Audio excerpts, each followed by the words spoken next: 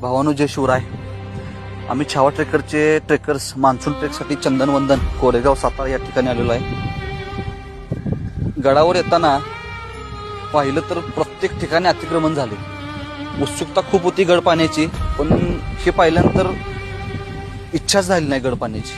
आमचा प्रत्येक गड किल्ल्यावर जाण्याचा मानस असतो, गड किल्ला व्यवस्थित बघणं आणि त्या ठिकाणी वृक्षारोपण करणं, पण इच्छा काहीच राहिली नाही. पण म्हणलं 5 झाडे तर लावून येऊया म्हणून आम्ही एक जागा निवडली. तिथं खोदकाम केलं असता आम्हाला तिथे एक शिवलिंग सापडलं. शिवलिंग सापडल्यानंतर एवढं वाईट वाटलं, ज्या ठिकाणी आमच्या मावळ्यांनी स्वराज्यासाठी रक्ता मासाचा चिखल केला त्या ठिकाणी हे अशी आमची शिवलिंग देवस्थानं काढली जातात. या शिवलिंगावर कधी काळी थोरले महाराज आपले छत्रपती शिवराय नतमस्तक झाले असतील, ते शिवलिंग काढलं जातंय. माझी एक तिथल्या शिवभक्तांना विनंती आहे, आणि हा व्हिडिओ कृपया कोरेगाव सातारा येथील शिवभक्तांपर्यंत पोहोचवा.